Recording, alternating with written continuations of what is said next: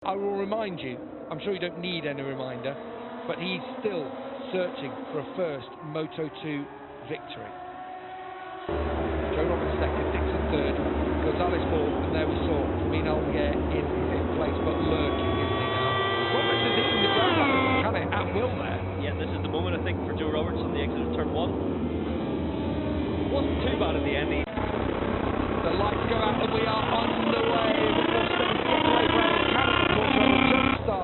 Last time, and Joe Roberts leading them down towards turn one. I think the inside line though is going to be Celestino Vietti, and Roberts just wipes the nose of him into turn one. Excellent from the American to hang on to the lead up towards turn two, and Sam Lowes didn't get the start he wanted from the second row. Look, he's all the way back down in 11th place. Frustration for the Brits. Yeah, obviously he needed the jump, Sam Lowes. He's got mired in the pack a little bit, but Joe Roberts got the jump and the aggressive move into turn one. He completely wiped the nose of Celestino Vietti. It looked like he had the inside line. A moment for Ogura into turn four. There is Tony Arbolino, who's made a good getaway, and the Manu Gonzalez up high on the curbs. But as we've said so many times this weekend, as Vietti again almost gets balked on exit of the corner there by Joe Roberts. Converging lines, but that was tight. You know Joe likes to enter from a wide entry. Aaron Canet down the inside of Jake Dixon as well, but Jake was looking to pay it back on Aaron Canet there, but you can't force your way through in the middle of the long right-hander. But yeah, it does seem like the different lines there between Joe Roberts and Celestino Vietti on lap one. Look at Ogura on the change of direction into turn 10. Makes it happen, but he's wide. Celestino Vietti will just hold him up, and that is classic, isn't it, there from Vietti. Knew that he'd been passed by Ogura, but had the drive, had the inside line, and he just sat Ogura up, and in doing so, Canet has been able to come through. Yeah, Canet got a good run around the outside. Looks like he's got some serious grip here on lap one now, and Canet, he's lining up a move on Celestino Vietti on the outside of turn 14. Yeah, but life's not easy for Ogura there, as both Vietti and Canet come through on him, and now Jake Dixon behind Ogura. It's Joe Roberts who's going to lead them into the final corner at the end of the first lap, and now Alonso Lopez. Oh, that was looking a bit sketchy. As Canet comes through on Vietti, Lopez was just out of shape as he attacked down into that final corner, but it's going to be Roberts across the line leading them through as Dixon pulls alongside Ogura on the straight. A good exit of the last corner for Jake Dixon. I think Ogura's going to hold him off though on the brakes, but I think he's going to run wide though. He's going to run wide, and he's going to run off track. Both of the speed up bikes are off the edge of the circuit and dropping right down the order, and that makes it a much more interesting prospect, this Moto2 race. It does. You could see the early laps, the first few corners, everyone wanted to get in front of Ogura. Then he got a little bit ruffled there. He was leaning into turn one, but he's wide on the dirty stuff, couldn't turn it. So yeah, that's going to cost him. This changes the perplexion of the race completely for Furman. Down in ninth, and he's been used to running up front the last few races, just getting to the head of the pack and getting his head down. Yeah, Ogura there. I think he and Jake Dixon were almost having a game of chicken, weren't they, down towards turn one, and in the end, he blinked first and had to pick the bike up. He did the right thing, obviously, to make sure that he didn't crash, but now he's got work to do. Yeah, the problem is, first time you're coming down here, you've got more fuel than they've carried all weekend. Wow. Multiple bikes slipstream, and he's in fast. I tell you what, that's even worse than what I thought, but it's like with a little bit of slipstream there, that was just pushed him on down into that first corner. Canet's managed to make his way to the head of the pack here, so that must have been into turn 10, but he's had a good opening lap here. Aaron Canet's been strong. We're going to see it again. It was while we were watching the replay, unfortunately, and through into turn 10, and Canet hits the front. Yeah, the thing for Canet is, we've seen this before, haven't we, a number of times, where he hits the front and he pushes on a pace and fades, unfortunately. Has he finally got the bike underneath him to take that first win? He looks comfortable. Obviously, there's a long way to go, an 18-lap race. We're only completing our second circulation. He's got the fastest lap, 58.2. As Jake Dixon makes his way through, it looks like he's going to move up to third here on the brakes. Yeah, Dixon a couple of times now down the straight. He had it on Ogura on the previous lap. I thought he was going to run a little bit wide. He does, ever so slightly, but not enough for Vietti to come back. But he's getting good run out of that final corner, Jake Dixon. Yeah, good jump. Carries the speed all the way down. Bit of a draft, using the slipstream to good effect, getting alongside, and then he was strong in the brakes into turn 1, but the front end was bubbling, and he still had the confidence to tip it in there. So yeah, it looks like Jake's feeling comfortable as well. Well, not since Australia have we not talked about Pedro Acosta, although we saw a lot of Pedro Acosta in that one when it was that soaking wet race. He's down in 12th place, the reigning world champion, or the new world champion, as Manu Gonzalez is going to sit Vietti up. Oh, that's a tight one into turn 6. In a few of those already today, haven't we? We have. They didn't go down so well in Moto3, but yeah, being paid out. It is the only first gear corner on the racetrack. You're coming out of a double right-hander. You can park it in there up the inside, and yeah, that was done to good effect by Manuel Gonzalez. So Canet leads, Roberts second, Dixon third, Gonzalez fourth, Vietti a bit wide there in fifth, and Tony Arbolino, as always, has made a good start to the race. Sam Lowes, I will say, unfortunately, after being beaten up a bit at the start, has now dropped back down to 18th, and that's a real shame for him, because he definitely had this pace at the front. Yeah, I guess it might have been an off-track excursion down in the 201 range, so he's lost a big chunk of time last time around. Yeah, 3 seconds slower than the leaders, and as we say, he definitely had similar kind of pace to the front runners.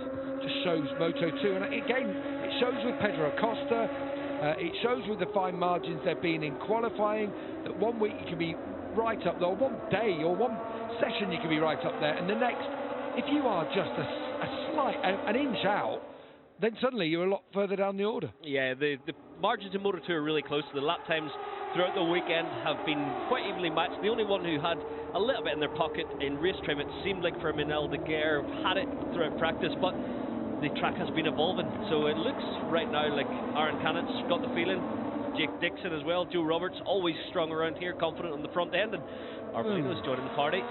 Italian battle going on here. A lot of talk about MotoGP for Fermin Aldeguer, but there were a few rumours thrown into the mix about Tony Arbolino, and I reckon the likes of Celestino Vietti is another one that you can imagine VR46 having a think about if that space is made free by a move for Luca Marini. It's always been the whole Sky VR46 team through the early years has always been about promoting young Italian talent, and right now they've got 2 riders, Fabio Di Gianantonio and Tony Arbolino, who could be potential candidates. They've never been part of the VR46 program.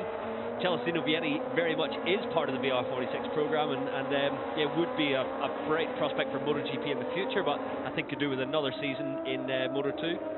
Almost went last year, didn't he? Cele Vietti, as now Fermin Aldeguer starting to make moves, but it's Ai Ogura that he's battling here. Ai has also had a decent start to this one from 12th on the grid. Of course, Ogura last time out just finishing off the podium in 4th place. Back at him from on board with Fermin Aldeguer down in 7th with work to do, but I'm still not counting him out. This race, like we've said a number of times this season in Moto2, won't be decided at this stage. No, the guys are just settling into a strong rhythm at the front, but it does look like those 4 riders have even pace, so Aaron Cannett's setting that pace at the moment. But when you watch Joe Roberts around here, he just looks at one with the track. The bike's working, the front end's under him, he's so fast through the fast corners, but he's not shabby in the slow ones either, so yeah, he's got a good setup, good rhythm. It's a bit like Fabio Quartararo maybe in MotoGP, that he came out on the track by himself, and as he showed in qualifying trim yesterday, faster than anyone, and if he can run his natural lines, you think Roberts has the pace. The problem is when you get into a race, that's not always a straightforward story. Exactly, you've got riders diving for the inside. Joe does like to come from a wide entry and carry a lot more, well, I would say a lot more, it might only be 3 kilometres at the apex, but he just carries the mid-corner speed with a little bit more lean angle, and it's hard when you've got riders with a different approach around you. You can't run your... Oh, look at this from Manny Gonzalez. He pulled out of it there, but... Thank God he did. As Alonso Lopez made his way through on Celestino Vietti. Actually, sorry, it was Fermin Aldeguer. Alonso is just behind Ai Ogura. Sean Dillon Kelly looks like he's crashed out of the race. Didn't see that one. But Sean was actually having a decent weekend on the forward bike. Was crashed out of 23rd place. So we've got a front group of 4 and a slight gap back to Tony Arbolino. Trying to bridge it. Celestino Vietti is the one just dropping back. But we've seen Vietti in the past, haven't we? He tends to have late race pace. Just at the moment, he's not quite got the pace of the front runners. I did expect, obviously, Celestino came through Q1, qualified so strongly in Q2, and I thought he's found something, but in these early laps, it just hasn't been there. As the fuel load comes down and the tyres get that initial bit of grip dropped off, then maybe it could come back to Celestino. We always think of him as a good rider in terms of race trim. Yeah, that one in Austria was one of those that comes to mind. Canet leads them across the line. Roberts in second, Dixon in third. Well, it's not quite spread out as we might have worried or might have expected here, and that's what we want to see. Oh, a big moment there for Joe Roberts in the middle of turn one, and Jake Dixon pounces, doesn't he? Taking no prisoners there, and straight past Roberts as quickly as he could. Yeah, that's good for Jake. Obviously, he's got the pace, I think, to match Canet, although Joe's looking for a way back through. Yeah, but there is a yellow flag out somewhere here. Now, I'm wondering, I can't quite see if the yellow flag is out in this sector, but top left it says sectors 1 and 2, and that usually means it's in the change there between the two sectors, and Roberts straight back at Dixon, so I'm not quite sure where the yellow flags were. Yeah, obviously they're still on our screen, but the flags themselves are quite far back from the racetrack, and yeah, we couldn't actually see them if they were still being waved. This is one of those racetracks that photographers have never liked this place. In fact, on one respect they do, because it looks great. The bikes look fantastic. But they say the runoffs are so big here. It is so safe in that respect. There's a lot of asphalt now because of the Formula One. They've built more. But then there's still a ton of gravel traps. In fact, gravel traps that would be bigger than we get at some other racetracks. Yeah, there's some parts of the racetrack you could get really close to the action, more so on the inside of the corner, but on the outside you're a long way away. So in terms of safety, look at all the asphalt that's painted on the outside before you even get towards the gravel traps. Well, this was the move from Aldeguer on Arbolino. That was at turn 6, so he goes through into 5th place, and he's starting to get into a rhythm now. That one was tight behind Manuel Gonzalez.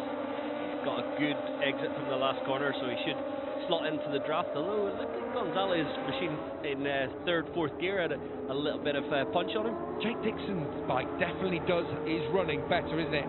Out of that final corner compared to Joe Roberts, who again, his bike protesting as he drops it down into turn 1.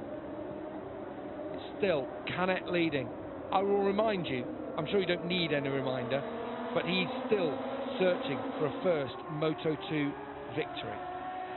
Joe Roberts second, Dixon third, Gonzalez fourth, and there we saw Fermin Aldeguer in 5th place, but lurking, isn't he now? Roberts is eating the ground like a Canet at will there. Yeah, this is the moment, I think, for Joe Roberts on the exit of turn 1. Wasn't too bad in the end. He did react quite quickly and got him back in line. But yeah, you're right, he was able to bridge the gap immediately. It was a few tenths of a second, and didn't waste any time getting back over on the Aaron Canet. So when they're sat in these kinds of positions, your Roberts and Dixon, how much management is going on between them? Yeah, there can be a little bit on the rear tyre. I think we're going to see it in the MotoGP race this afternoon. This part of the racetrack, as you go through 10 and the long peak in turn 11, the left side takes a lot of abuse. So, hello. Yeah, that was late. Clean-ish, no contact, but obviously got Manuel Gonzalez's attention right at the apex. So Gonzalez back into his customary 5th spot. Aldeguer up to 4th. Next on his hit list, Jake Dixon. Where he'll produce that move, if he is able to produce that move, or if it might fire someone like Dixon to try and make more forward progress. You do feel at the moment, Roberts, the way he closed the gap to Canet, and obviously the way Dixon as well was fighting back there, they possibly got a little bit more. Yeah, Joe Roberts enjoys this racetrack, and it's nice to see him in this type of form, but you can see where his strengths are. Look at Jake again, good exit, and the engine is full as well, so yeah, they've got the fuel in bang on, and Jake's got the exit of the last corner spot on again, and he's got a little bit of extra top end speed, although Joe doesn't want to keep up the pace at all into turn 1. Yeah, but he's almost certainly going to move out there, isn't he? He's always just going to be left out to hang by Jake Dixon as he went through the corner, and Dixon gets the deal done. Perhaps sensed the fact that Aldeguer was behind him all of a sudden, and that moments he needed to start making some moves. Of course, they are battling for third in the championship here, and that's so important, isn't it? People at home might think, well, third in the championship doesn't really mean much, and here comes Aldeguer straight away on Joe Roberts, and Roberts has to make way, so drops from second to fourth. Aldeguer's got the overtake into turn 6 now. He can slide it down the inside, the bike sideways, but he doesn't even drift barely half a metre wide, so it's perfect if you can execute that overtake without making any contact.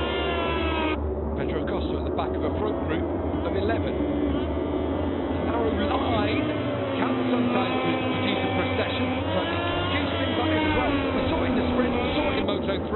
We're getting some great racing here under the lights in Qatar. Canet leading, Dixon in second, Aldeguer in third. Dixon had a little bit of a look at Canet. Oh, and there goes Arbolino. I think Joe assisted him there too. The outside of the racetrack, Arbolino did take advantage of Joe's getting nudged wide at turn 10, so I think he repaid the favour. Joe Roberts has got the pace here. He's just got beat up on this lap. And Ferdinand Aldeguer now takes Jake Dixon for second place. Dixon, is he able to react now to Aldeguer? Has looked really strong on drive here, so this will be an interesting one to see as they come down the home straight now.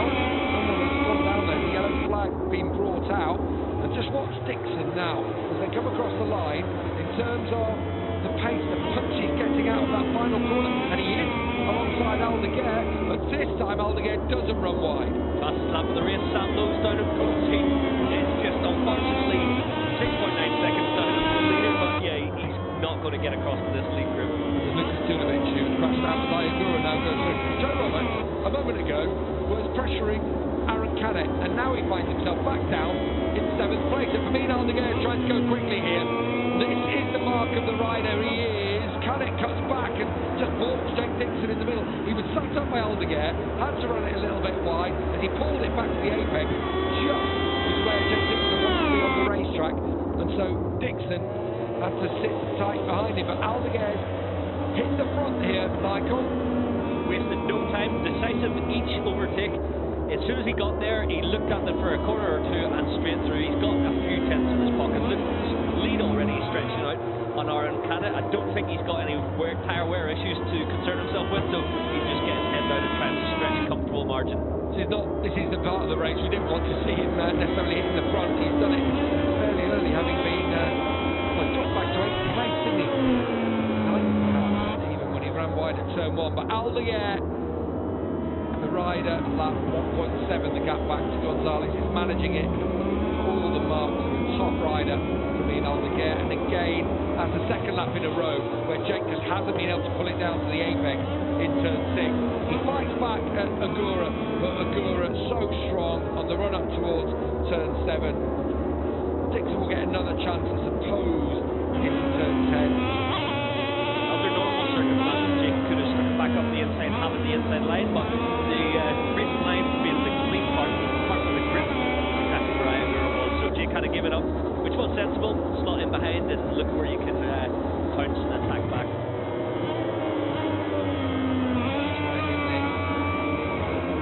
Wants to find a way through, but you feel like Ogura always makes the fight so wide. Laid the power down. It's not going to open the door for Dixon here. I think their shot at getting Canet also has now gone, unless something disastrous happens. Yeah, I think Jake's engine has been running well today, so he's got an opportunity here to get the draft. If he can get a good exit, which he has done again, he's going to be able to slip through alongside on the way down the straight here. Here we go, last lap of the Moto2 race, Aldeguer leading. And this is almost like the Moto3 race, isn't it, with Dixon, and he's just able to drive past Ogura down to turn 1, and he makes sure he parks his bike right in the middle of the corner to give Ogura no chance. And Dixon, I'll tell you what, he's scrapping here. Yeah, good fight back. Obviously, he needs to be careful in turn 6. 2 laps in a row he has been wide, and that's left the door open for Ai Ogura, but he'll know that this time around. He's got to make his bike wide, he's got to protect the inside where possible. Oh, but Canet coming back at Gonzalez, and so Canet back into second. Gonzalez, oh, is he going to be tight on the last lap? So the 2 Spanish riders doing battle for second place. It's going to be all Spanish podium if things stay the same, as Ogura attacks down into turn 6. Will Dixon? No, I wondered whether he let Ogura come through, but Ogura just stole his line. Yeah, he was doing the eye line sideways in there, got it stopped, didn't go wide. Very nice pass by Ogura. Yeah, so Dixon back to fifth again, not to and froing on this last lap between the podium sitters in Gonzalez and Canet, to a nose in fourth and fifth, Ogura and Dixon towards turn 10. Is it going to be? He's on the inside line here. Ogura was a little bit wide and Dixon bounced in. Yeah, Jake was setting it up, and obviously I was probably going in a little bit fast to protect. Got onto the dirty stuff, but he's coming back. He is, and Dixon will try and ride underneath him now, and he does. Ogura now is just, I don't know, he's throwing darts from about 50 yards away, and they're just having to go at every single corner. No doubt about who's going to finish on the podium though, and who's going to win this one. It's going to be Aldeguer, and Dixon just has one more corner to try and defend from Ai Ogura to take fourth place in this race. I'll tell you what, Canet and Gonzalez are still going at it into the final corner. Gonzalez will try and ride underneath him to take his first podium in Moto2, but Aldeguer is undoubtedly your winner again. 3 on the bounce for Aldeguer. Gonzalez pips Canet to the line, and Ogura